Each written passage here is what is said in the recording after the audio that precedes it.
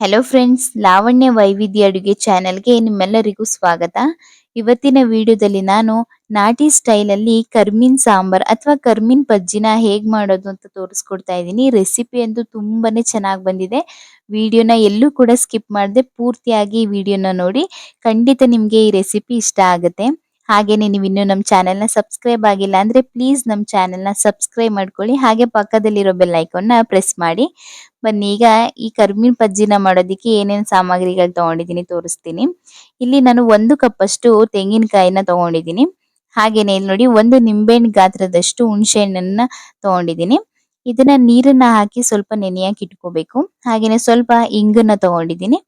ಹಾಗೇನೆ ಸ್ವಲ್ಪ ಕರಿಬೇವಿನ ಸೊಪ್ಪು ಜೊತೆಗೆ ಒಂದು 2 ಗೆಡ್ಡೆಯಷ್ಟು ಬೆಳ್ಳುಳ್ಳಿನ ಸಿಪ್ಪೆ ಬಿಡಿಸಿ ಇಟ್ಕೊಂಡಿದ್ದೀನಿ. ಹಾಗೇನೆ ಸ್ವಲ್ಪ ಇಲ್ಲಿ ಸಾಸಿವೆನ ಕೂಡ ತಗೊಂಡಿದ್ದೀನಿ. ಜೊತೆಗೆ 1 ಟೇಬಲ್ ಸ್ಪೂನ್ ಅಷ್ಟು ಮಟನ್ ಸಾಂಬಾರ್ ಪೌಡರ್ ಇರುತ್ತಲ್ಲ ಅದನ್ನ 1 ಟೇಬಲ್ ಸ್ಪೂನ್ ತಗೊಂಡಿದ್ದೀನಿ. ಹಾಗೆ 1 ಟೇಬಲ್ ಸ್ಪೂನ್ ಅಷ್ಟು ಬೇಳೆ ಸಾಂಬಾರ್ ಪೌಡರ್ನು ತಗೊಂಡಿದ್ದೀನಿ. ಜೊತೆಗೆ ಇಲ್ಲಿ ಮಸಾಲೆನ ರುಬ್ಬೋದಿಕ್ಕೆ ನಾನಿಲ್ಲಿ ಒಂದು 4 ಟೊಮೊಟೊನ ತಗೊಂಡಿದ್ದೀನಿ ಹಣ್ಣಾಗಿರೋಂಥದ್ದು. ಹಾಗೇನೆ ಸ್ವಲ್ಪ ಕೊತ್ತಂಬರಿ ಸೊಪ್ಪು ಜೊತೆಗೆ ಒಂದು 2 ಈರುಳ್ಳಿನ ತಗೊಂಡಿದ್ದೀನಿ. ಹಾಗೇನೆ ಒಂದು 2 ಇಂದ 3 ಗೆಡ್ಡೆಯಷ್ಟು ಬೆಳ್ಳುಳ್ಳಿನ ತಗೊಂಡಿದ್ದೀನಿ. ಈಗ ಇದು ಮಸಾಲೆನ ರುಬ್ಬೋದಿಕ್ಕೆ ಇಟ್ಕೊಂಡಿದ್ದೀನಿ. ಬನ್ನಿ ಈಗ ಹೇಗ್ ಮಾಡೋದು ಅಂತ ನೋಡೋಣ. ಮೊದಲಿಗೆ ಇಲ್ಲಿ ಹುಣಸೆ ಹಣ್ಣಿಗೆ ಸ್ವಲ್ಪ ನೀರನ್ನ ಹಾಕಿ ನೆನೆಯೋದಿಕ್ಕೆ ಇಡ್ತಾ ಇದ್ದೀನಿ. ಹಾಗೆ ಇಲ್ಲಿ ನಾನು ಈಗ ನೋಡ್ತಾ ಇರ್ಬೋದು ನಾನಿಲ್ಲಿ 100 ಗ್ರಾಮ್ ಅಷ್ಟು ಕರಿಮೀನನ್ನ ತಗೊಂಡಿದ್ದೀನಿ. ಈ ಕರಿಮೀನನ್ನ ನೀವು ಈ ಸೈಜ್ ತುಂಬಾನೇ ವೆರೈಟಿ ಆಗಿರುತ್ತೆ. ನಾನು ಈ ಸೈಜ್ ಇರೋಂತಹ ಕರಿಮೀನನ್ನ ತಗೊಂಡಿದ್ದೀನಿ. ತುಂಬಾನೇ ಚೆನ್ನಾಗಿರುತ್ತೆ. ನೀವು ಕೂಡ ಯಾವ ಸೈಜ್ ಅಲ್ಲಿ ಕರಿಮೀನ ತಗೊಂಡು ನಾನು ಮಾಡೋಂತ ಈ ವಿಧಾನದಲ್ಲಿ ಮಾಡಿ ತುಂಬಾನೇ ಚೆನ್ನಾಗಿ ಬರುತ್ತೆ. ಈಗ ಗ್ಯಾಸ್ ಸ್ಟವ್ ಮೇಲೆ ಒಂದು ಬಾಣಲೆನ ಬಿಸಿಗಿಟ್ಟು ಅದಕ್ಕೆ ಫಸ್ಟಿಗೆ ಈ ಕರಿಮೀನನ್ನ ಹಾಕೋಬೇಕು. ಕರಿಮೀನನ್ನ ಹಾಕಿ ಇದನ್ನ ಚೆನ್ನಾಗಿ ಫ್ರೈ ಮಾಡ್ಕೋಬೇಕು. ಇದರ ಹಸಿ ವಾಸನೆ ಎಲ್ಲ ಹೋಗ್ಬೇಕು. ಅದರಿಂದ ಇದನ್ನ ಚೆನ್ನಾಗಿ ಫ್ರೈ ಮಾಡ್ಕೊಂಡ್ರೆ ಸಾಂಬಾರ್ ಕೂಡ ಟೇಸ್ಟಿಯಾಗಿ ಬರುತ್ತೆ. ಈಗ ಹೈ ಫ್ಲೇಮ್ ಅಲ್ಲೇನ ಇದನ್ನ ಇಟ್ಕೊಂಡು ಇದನ್ನ ಚೆನ್ನಾಗಿ ಫ್ರೈ ಮಾಡಬೇಕು. ಸ್ವಲ್ಪ ಕಲರ್ ಎಲ್ಲ ಚೇಂಜ್ ಆಗುತ್ತೆ. ಹಾಗೆ ಇದನ್ನ ಫ್ರೈ ಮಾಡ್ಬೇಕಾದ್ರೆ ಸ್ವಲ್ಪ ಸ್ಮೆಲ್ ಕೂಡ ಬರುತ್ತೆ. ಇದನ್ನ ಚೆನ್ನಾಗಿ ಫ್ರೈ ಮಾಡ್ಕೋಬೇಕು. ಈಗ ನೋಡ್ತಾ ಇರ್ಬೋದು ನೀವು ಸ್ವಲ್ಪ ಕಲರ್ ಕೂಡ ಚೇಂಜ್ ಆಗ್ತಾ ಇದೆ. ಇದೇ ರೀತಿ ಇದನ್ನ ಚೆನ್ನಾಗಿ ಫ್ರೈ ಮಾಡ್ಕೋಬೇಕು. ಆಗ ನಿಮ್ಗೆ ಸಾಂಬಾರಲ್ಲಿ ಇದ್ರದ್ದು ಸ್ಮೆಲ್ ಕೂಡ ಕಡಿಮೆ ಆಗುತ್ತೆ. ಈಗ ನೋಡ್ತಾ ಇರ್ಬೋದು ನೀವು ಎಷ್ಟು ಫ್ರೈ ಆಗಿದೆ ಅಂತ, ಎಷ್ಟು ಕಲರ್ ಕೂಡ ಚೇಂಜ್ ಆಗಿದೆ ಅಂತ. ಇಷ್ಟು ಕಲರ್ ಚೇಂಜ್ ಆಗಿ ಇದು ಫ್ರೈ ಆದ್ರೆ ಸಾಕಾಗುತ್ತೆ. ಈಗ ನೋಡ್ತಾ ಇರ್ಬೋದು ಇದು ರೆಡಿ ಆಗಿದೆ ಈಗ. ಈಗ ಗ್ಯಾಸ್ ಸ್ಟವ್ನ ಆಫ್ ಮಾಡ್ಕೊಳ್ಳೋಣ. ನೋಡಿ ಎಷ್ಟು ಚೆನ್ನಾಗಿ ಫ್ರೈ ಆಗಿದೆ ಅಂತ. ಇಷ್ಟು ಫ್ರೈ ಆದ್ರೆ ಸಾಕಾಗುತ್ತೆ. ಈಗ ಇದನ್ನ ಸ್ಟವ್ನ ಆಫ್ ಮಾಡ್ಕೊಂಡು ಸೈಡಿಗೆ ಎತ್ತಿಟ್ಕೊಳ್ಳೋಣ. ತಣ್ಣಗಾಗ್ಬೇಕದು. ಈಗ ಮಸಾಲೆ ರುಬ್ಬೋದಿಕ್ಕೆ ನಾನಿಲ್ಲಿ 1 ಕಪ್ ಅಷ್ಟು ತೆಂಗಿನಕಾಯಿ ತುರಿನ ಹಾಕೋತಾ ಇದ್ದೀನಿ. ಹಾಗೇನೆ ಇದಕ್ಕೆ ನಾನು ತೋರಿಸ್ತಾ ಹಾಗೆ ಇಲ್ಲಿ ಒಂದು 4 ಟೊಮೊಟೊ ಹಾಗೆ ಸ್ವಲ್ಪ ಕೊತ್ತಂಬರಿ ಸೊಪ್ಪು, ಒಂದು 2 ಈರುಳ್ಳಿ, ಹಾಗೇನೆ ಒಂದು 3 ಗೆಡ್ಡೆಯಷ್ಟು ಬೆಳ್ಳುಳ್ಳಿನ ಹಾಕೊಂಡಿದ್ದೀನಿ.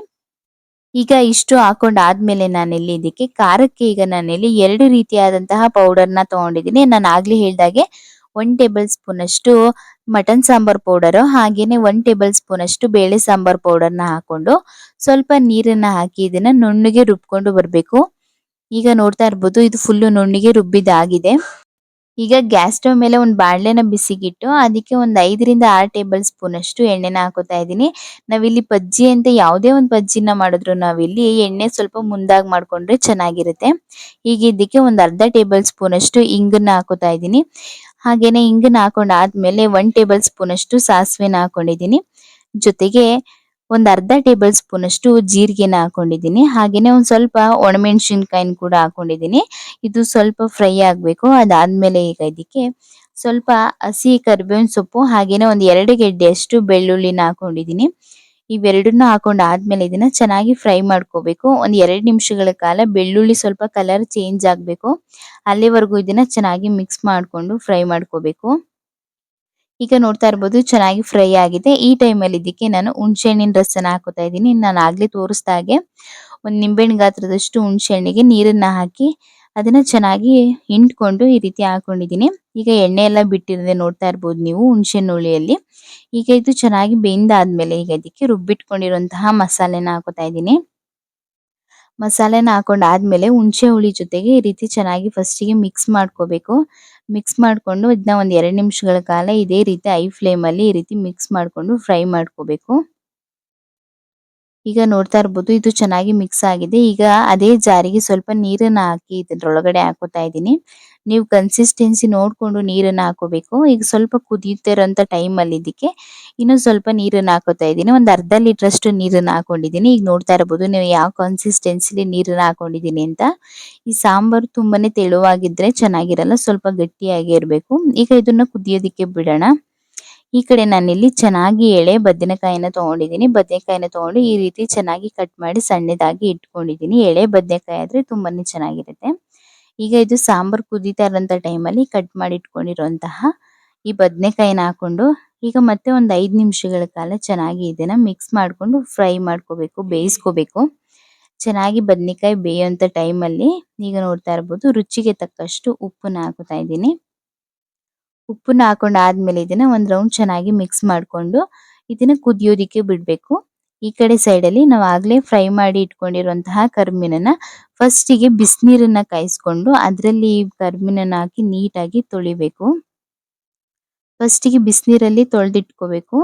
ಅದಾದ್ಮೇಲೆ ಎರಡನೇ ಬಾರಿ ಇದನ್ನ ತೊಳಿಬೇಕು. ಇರೋದು ನೋಡಿ ಈ ರೀತಿ ಸ್ವಲ್ಪ ಸಣ್ಣ ಸಣ್ಣ ಮುಳ್ಳಿರುತ್ತೆ, ನೋಡ್ಕೊಂಡು ಇದನ್ನ ಚೆನ್ನಾಗಿ ತೊಳ್ಕೋಬೇಕು. ಈಗ ಕಲರ್ ಕೂಡ ಬಿಡುತ್ತೆ, ಹಾಗೇನೆ ಅದ್ರಲ್ಲಿ ಏನಾದ್ರು ಗಲೀಜಿದ್ರು ಕೂಡ ಈ ಬಿಸಿನೀರಲ್ಲಿ ಹೋಗುತ್ತೆ. ಈಗ ಚೆನ್ನಾಗಿ ಇದನ್ನ ತೊಳ್ಕೊಂಡಿದ್ದಾಗಿದೆ. ಈಗ ಇದನ್ನ ಸೈಡಿಗೆ ಎತ್ತಿಟ್ಕೊಳ್ಳೋಣ.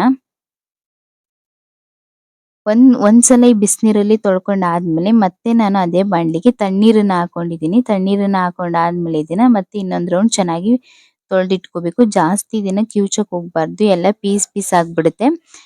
ಒಂದ್ ರೌಂಡ್ ಇದು ಚೆನ್ನಾಗಿ ತೊಳ್ಕೊಂಡಾದ್ಮೇಲೆ ಈಗ ಮತ್ತೆ ಇದನ್ನ ನೀರನ್ನೆಲ್ಲ ಫುಲ್ ಹಿಂಡ್ಬಿಟ್ಟು ಸೈಡಿಗೆ ಎತ್ತಿಟ್ಕೋಬೇಕು. ಈಗ ನೋಡ್ತಾ ಇರಬಹುದು ನೀರಿನ ಅಂಶ ಎಲ್ಲ ಕಡಿಮೆ ಆಗೋ ರೀತಿ ನೀಟಾಗಿ ಹಿಂಡಿ ಇದನ್ನ ಎತ್ತಿಟ್ಕೊಂಡಿದ್ದೀನಿ. ಈ ಕಡೆ ಸಾಂಬಾರ್ ಕೂಡ ಅಷ್ಟೇನೆ ಈಗ ನೋಡ್ತಾ ಇರಬಹುದು ಸ್ವಲ್ಪ ಗಟ್ಟಿಯಾಗಿದೆ, ಹಾಗೇನೆ ಬದನೆಕಾಯಿ ಕೂಡ ಚೆನ್ನಾಗಿ ಬೆಂದಿದೆ. ಈ ಕರಿಮೀನಾಗ್ಲಿ ಮೀನಿನ ಯಾವುದೇ ಐಟಮ್ ಆಗ್ಲಿ ಜಾಸ್ತಿ ಬೇಯಿಸ್ಕೊಳ್ಳುವಂತ ಅವಶ್ಯಕತೆ ಇಲ್ಲ. ಈಗ ತೊಳೆದಿಟ್ಕೊಂಡಿರುವಂತಹ ಕರಿಮೀನನ್ನ ಹಾಕ್ತಾ ಇದ್ದೀನಿ. ಕರಿಮೀನನ್ನ ಹಾಕೊಂಡ್ ಆದ್ಮೇಲೆ ಇದನ್ನ ಒಂದ್ ರೌಂಡ್ ಚೆನ್ನಾಗಿ ಮಿಕ್ಸ್ ಮಾಡ್ಕೋಬೇಕು. ಮಿಕ್ಸ್ ಮಾಡ್ಕೊಂಡ್ ಆದ್ಮೇಲೆ ಇದನ್ನ ಜಾಸ್ತಿ ಹೊತ್ತೇನಿಲ್ಲ, ಒಂದ್ 2 ನಿಮಿಷ ಇದನ್ನ ಬೇಯಿಸ್ಕೊಂಡ್ರೆ ಸಾಕಾಗುತ್ತೆ. ಮುಚ್ಚಳ ಮುಚ್ಚಿ ಇದನ್ನ ಒಂದು 2 ನಿಮಿಷಗಳ ಕಾಲ ಇದನ್ನ ಬೇಯಿಸ್ಕೊಂಡ್ರೆ ಸಾಕಾಗುತ್ತೆ. ಈಗ ನೋಡ್ತಾ ಇರ್ಬೋದು ಕರಿಮೀನೆಲ್ಲ ಚೆನ್ನಾಗಿ ಬೆಂದಿದೆ. ಈಗ ಒಂದ್ ರೌಂಡ್ ಇದನ್ನ ಚೆನ್ನಾಗಿ ಮಿಕ್ಸ್ ಮಾಡ್ಕೋಬೇಕು. ನೋಡಿ ಎಲ್ಲ ಎಷ್ಟು ಚೆನ್ನಾಗಿ ಬೆಂದಿದೆ ಅಂತ. ಈಗ ಇದಾಗಿದೆ. ಈಗ ಲಾಸ್ಟಿಗೆ ಸಣ್ಣದಾಗಿ ಕಟ್ ಮಾಡಿರುವಂತಹ ಕೊತ್ತಂಬರಿ ಸೊಪ್ಪನ್ನ ಹಾಕೋತಾ ಇದ್ದೀನಿ.